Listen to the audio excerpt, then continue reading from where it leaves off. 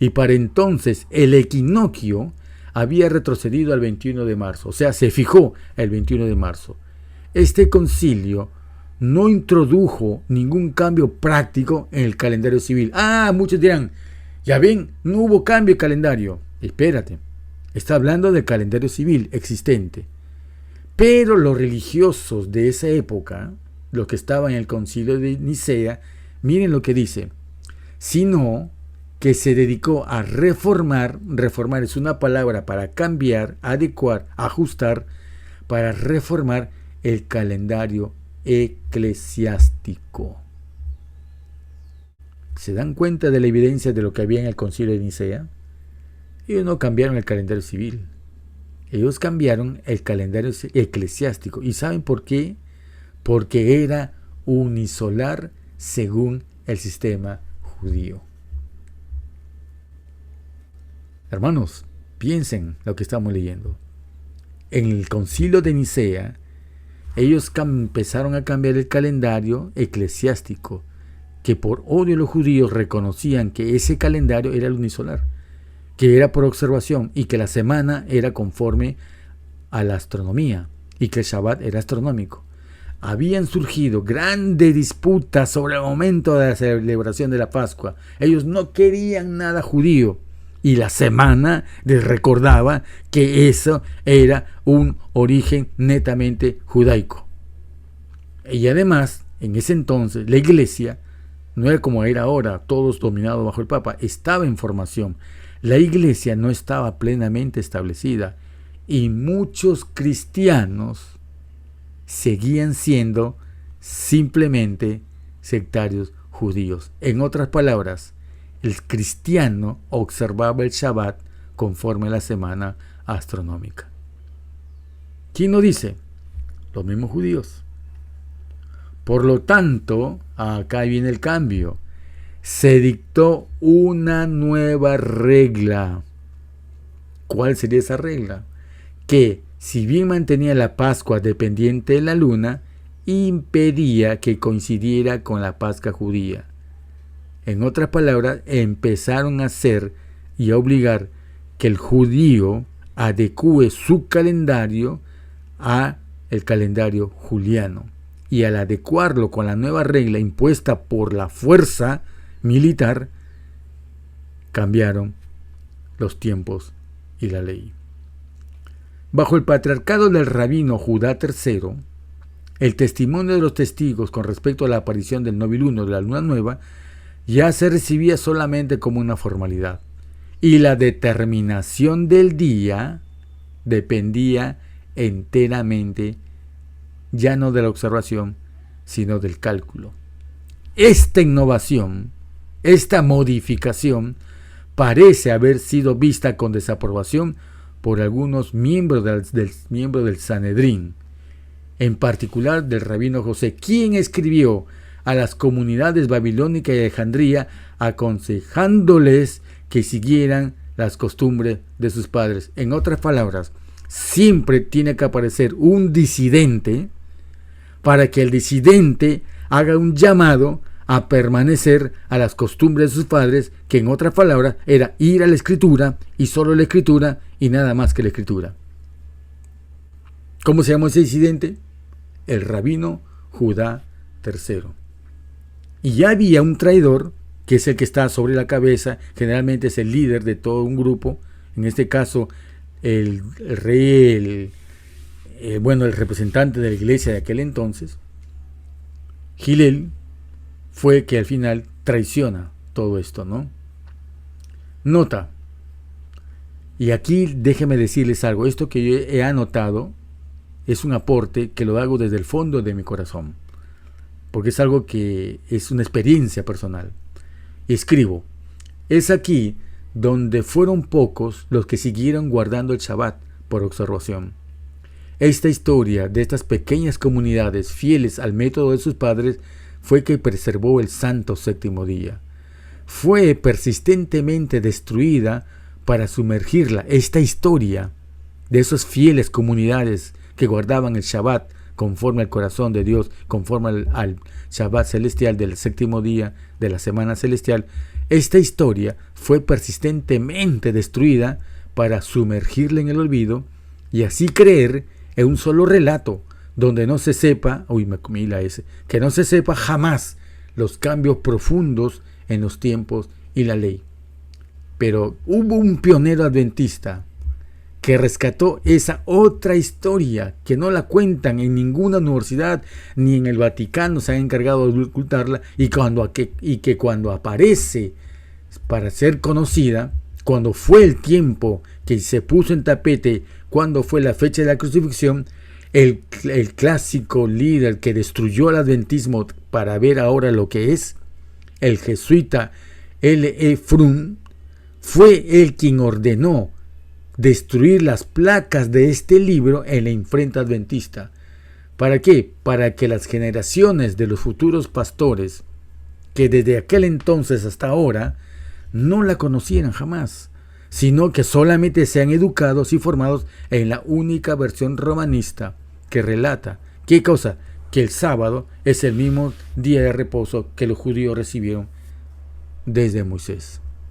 Esta historia que vivieron judíos que se protestaron por el cambio de calendario fue ocultado, pero esta historia que relata y promueve el Vaticano, su objetivo es tener el monopolio de la narración de los hechos, pero esta historia está en este libro llamada La verdad triunfante de B.J. Wilkinson. Dejo mi like en mi Google Drive para aquel que lo quiera leer. Yo lo he compartido ya tiempo atrás, años atrás, pero esta vez qué oportuno es colocar este libro para que todo aquel que quiera leer esa otra historia de esas comunidades que le creyeron al Mesías, que desde antes de la destrucción de Jerusalén vieron que se retiraron los ejércitos romanos, fueron y se dispersaron. Unos fueron hacia Alejandría, Egipto, y otros se fueron hacia más al este. La historia que preserva el Vaticano fueron de los judíos que fueron a Alejandría. ¿Por qué lo preserva? Porque estos judíos alejandrinos fueron que se contaminaron con la religión egipcia y contaminados fueron a Roma, y fue en Roma donde fue adoptado como base del cristianismo. Estos judíos traidores fueron los que le dieron la razón, y con ellos se escribe la historia que todo el mundo conoce. Pero el otro grupo de judíos que creyeron en el Mesías y se fueron hacia el este, se hicieron comunidades que al final Roma mandó ejércitos para destruir, y que esa historia jamás se sepa. Jamás se sepa. Es interesante, tienen que tomarse tiempo para leer. Y sigo leyendo. Bajo el reinado de Constancio, las persecuciones contra los judíos alcanzaron tal grado que se prohibieron todos los ejercicios religiosos, incluido el cómputo del calendario, bajo pena de severos castigos. Tercera etapa, el periodo post-talmúdico, la modificación final del calendario. Las persecuciones bajo Constancio finalmente decidieron al patriarca Gilel II a publicar reglas para el cómputo del calendario, que hasta entonces, lean bien lo que dice la enciclopedia judía, que hasta entonces había sido considerado como una ciencia secreta. Y aquí se revelan de punta a punta, desde el cabello hasta la punta de los pies, que el judaísmo, generalmente el judaísmo talmúdico, es una ciencia esotérica. Esotérico quiere decir oculto, y que si ellos tienen un calendario de ciencia secreta, ¿qué nos está diciendo, hermanos? Que es un calendario esotérico, porque las cosas naturales de la ley natural astronómicas no son secretas, son visibles. Pablo dice, las cosas invisibles del Padre son claramente visibles y entendibles por las cosas que se han creado. Así de que aquí reconocemos que el calendario actual de los judíos, con su semana que dice que el sábado es el verdadero día del Shabbat que heredaron de Moisés, reconocen que es una ciencia, que es una semana esotérica, pagana y misteriosa. Las dificultades políticas que acompañan a las reuniones de Sanedrín de aquel entonces se hicieron tan numerosas en este periodo y la consiguiente incertidumbre sobre los días festivos era tan grande que el rabí Huna Abin dio a conocer el siguiente secreto del calendario Arrabá en Babilonia. Un calendario que no es secreto, ellos sacan y reconocen que es secreto. ¿Por qué? Porque parte de una ciencia secreta. Una ciencia secreta es una ciencia esotérica. Y les invito a leer todo y miren lo que dice acá. Él destruyó el dominio de los patriarcas sobre los judíos dispersos. Fijó la celebración de las fiestas judías en el mismo día en todas partes. En otras palabras, cambiaron la observación por las reglas. Las reglas, ya no es la observación, las reglas predominan porque las reglas provienen de cálculos esotéricos. Los escritores judíos coinciden que el calendario fijado por Hillel en el año 359 después de Cristo, fueron hechos reglas después de haber cuestionado la exactitud del calendario establecido por los caraítas.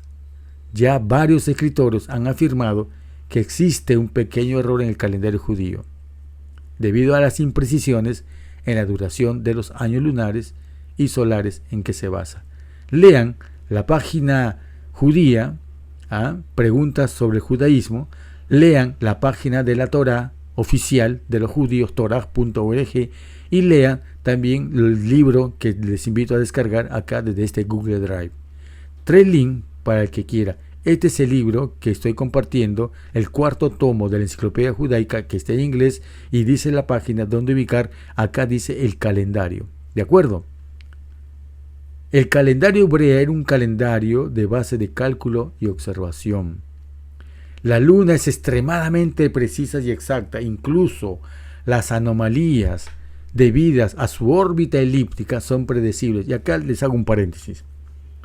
Las anomalías que vemos y que reconocemos que hay después del novilunio en el ajuste de las fases con las fines de semana, no solamente se debe a la órbita elíptica de la luna, sino que hay otra que no he colocado el texto acá, pero que le prometo colocar a futuro, en la cual la Biblia, Isaías, si no me olvida la mente, si no me falla, habla que la tierra tiene un bamboleo como de un ebrio. La tierra, después que fue masacrada por el diluvio y que tiene tanto rechazo por el pecado que abunda, como dice Pablo, vuelvo a citar a Pablo, cuando dice que la naturaleza clama porque esto cambie, con dolor de parto la naturaleza suplica un cambio y que quite el virus que se está destruyendo el planeta que somos nosotros.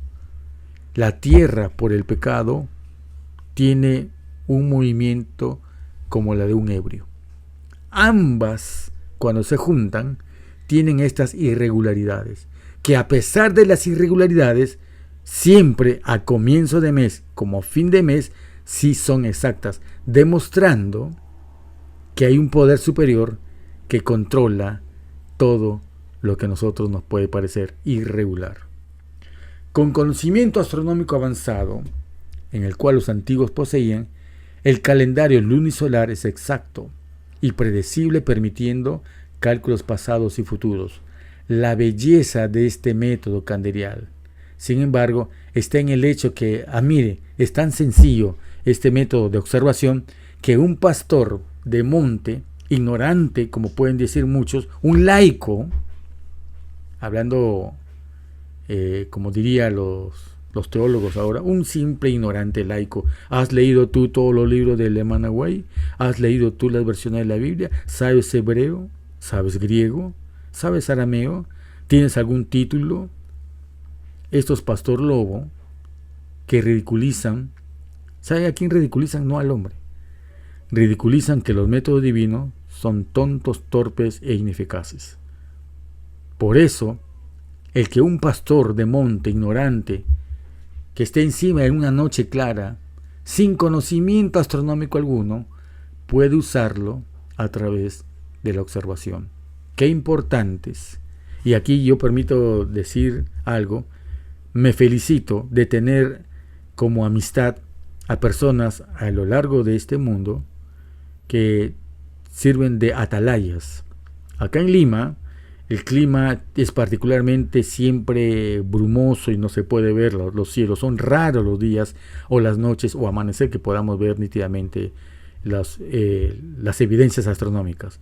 Pero sin embargo, hay personas a la cual tengo y muestro mi agradecimiento a ellas saben quiénes son, que gracias a su testimonio me corroboran cuándo es inicio, cuándo empieza los días de trabajo y cuándo ya por ello sabemos cuándo son los Shabbat. Pido a Yahweh bendición especial sobre estas atalayas, ¿no? Bueno, cuando Giliel II filó el calendario, él movió algo, el año nuevo, y corrompió el ciclo semanal. Y así de simple. Muevo el año nuevo y corrompemos el ciclo semanal. Porque nos ajustamos del número 7 divino al 7 juliano. Pero, ¿en qué se basan? ¿Cuál es la regla que ellos tienen para poder hacer esto? ¿En dónde se amparan para delinquir? Los principios por el cual se calcula un calendario lunisolar son puramente astronómicos. Hillel no los creó. Él meramente hizo público el sistema de cálculo calendarial que hasta entonces había sido guardado muy sigilosamente. Y eso lo encontramos acá en este libro, el calendario hebreo comprensivo. Cuando el Mesías estaba en la tierra, ojo, cuando el Mesías estaba en la tierra, una de las cosas que él denunció con vehemencia y repetidamente era las tradiciones del hombre, las enseñanzas de los fariseos. Frecuentemente se urge, si el calendario estuviese desfasado en los tiempos de Cristo, él lo habría corregido. ¿Sí o no? Él lo habría corregido. Esto es verdad. El hecho que él no hizo esto prueba que el calendario que estaba bajo el control de los saduceos era de hecho el mismo calendario original que Cristo mismo estableció al momento de la creación. Hoy, el calendario usado por los judíos, hoy en día es una corrupción farisaica. El rabí, el que ya hemos citado líneas arriba, dice, el fariseísmo se convirtió en talmudismo. El espíritu del antiguo farisea sobrevivió inalterado. O sea, ese apetito, ese sigiloso esperar el momento para salir y tomar el poder, siempre estuvo en todos los fariseos, en todo el judaísmo fariseo. Cuando el judío estudia el Talmud, que no es la Torá, es la fuente extra bíblica para tener más autoridad sobre la Biblia, cuando el judío estudia el Talmud, él está de hecho repitiendo los argumentos usados en las academias palestinas. O sea, todo aquel que diga los judíos, bueno, como hacen los mesiánicos, me tengo cariño por muchos hermanos, por su sinceridad, pero también tengo mucha pena por ellos. Porque el mesianismo creen que hay que repetir la cultura judía, poner su bandera con la estrella de Renfán, cantar, brincar, saltar, repetir costumbres del Talmud, no de la Biblia, del Talmud. Y Cristo siempre estuvo luchando contra eso. El hablar palabras hebreas es libertad de cada uno a hacer como quiera su fe. Pero sin embargo, si nosotros nos podemos mirar un poco más de cerca el mesianismo, si el cristianismo de los adventistas está más corrupto, ¿se imaginan ustedes el mesianismo? También está corrupto de talmudismo. El espíritu de la doctrina farisea ha permanecido rápido y vital desde Palestina hasta Babilonia, de Babilonia hasta el norte de África a Italia, España, Francia y Alemania. A partir de estos fueron hacia Polonia, Rusia y Europa del Este. En general, ha deambulado el antiguo fariseísmo. Y ya vamos terminando, amados hermanos. El Talmud, derriba su autoridad de la posición sostenida por las antiguas academias fariseas. Los profesores de estas academias, tanto de Babilonia como de Palestina, eran considerados los legítimos sucesores del Sanedrín antiguo. Actualmente, el pueblo judío no tiene una autoridad central y vital comparable en estatus a la antigua Sanedrín o las academias posteriores. Por esta razón, cualquier decisión en torno a la religión judía están bajo su conferencia general para dominar a todo el cuerpo judaico, y entonces, como necesitan ellos cuál es su autoridad extra bíblica sobre la Biblia, les prohíben tomar decisiones que diga la Escritura, sino tiene que ser validado por su rabino. ¿Y su rabino de dónde se basa? De su Talmud. Todas las decisiones del judío deben estar basadas en el Talmud. Y como el resumen de las enseñanzas de aquellas autoridades cuando existieron.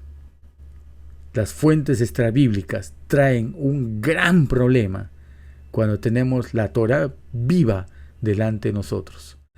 Por eso, la escritora del Conflicto de los Siglos dice con una precisión y una certeza realmente inspirada: y tendrá en el futuro un pueblo que solamente la Escritura y únicamente la Escritura sea la base de todas nuestras doctrinas y creencias.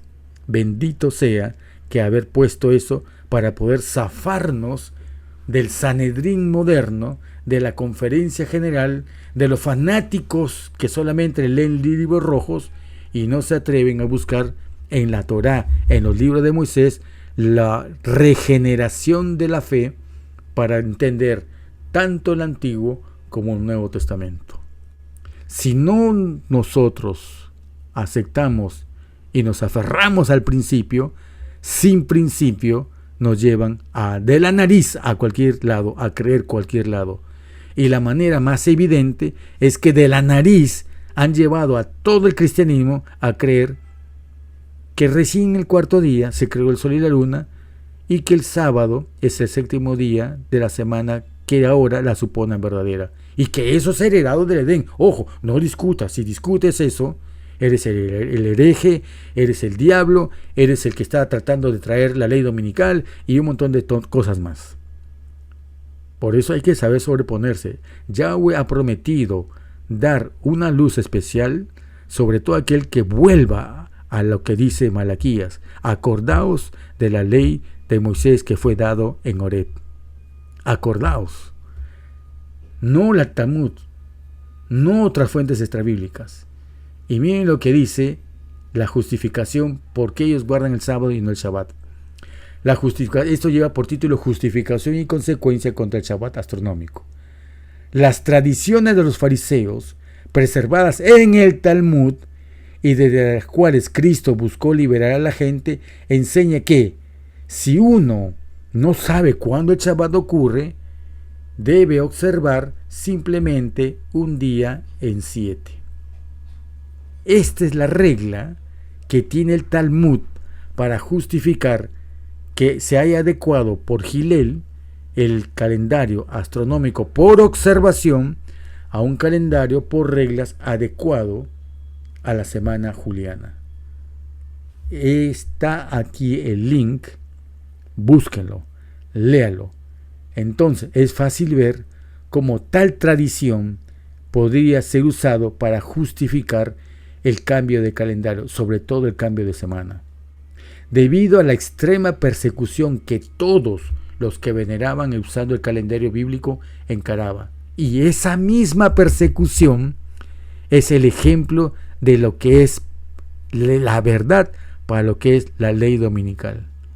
No es que van a perseguir el sábado contra el domingo y que el sábado, porque el sábado es parte de la semana astrológica. Van a perseguir porque ya la historia tiene un antecedente. La persecución fue contra todos aquellos que veneraban en el calendario de observación bíblico. Y los traidores que decían, ok, ya no me persigas y adecuo mi sábado, el Shabbat, con la semana juliana, serán aquellos traidores que se enojarán contra aquellos que prediquen más plenamente el Shabbat astronómico. Aquí está la historia dando una antesala de la verdadera persecución que habrá en el futuro.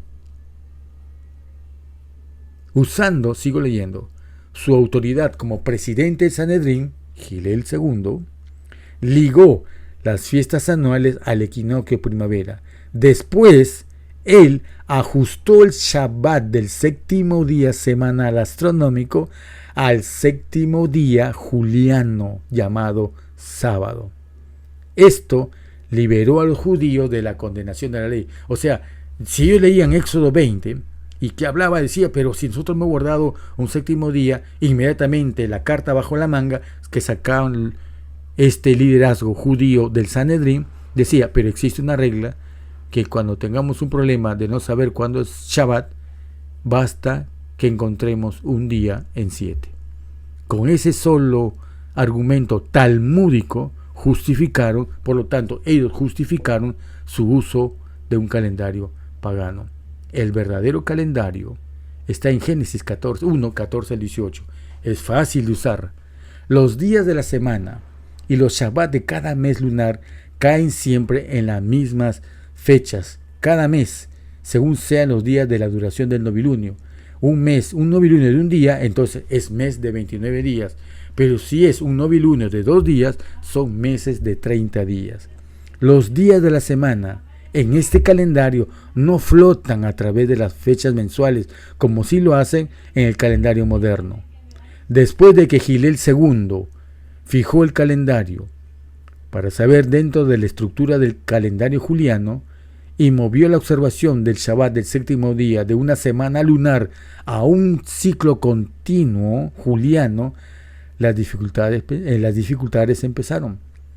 A veces la luna nueva aparecería para ellos en días incómodos, en un día juliano, en un día de la semana juliana. ¿Y qué hacer frente a eso?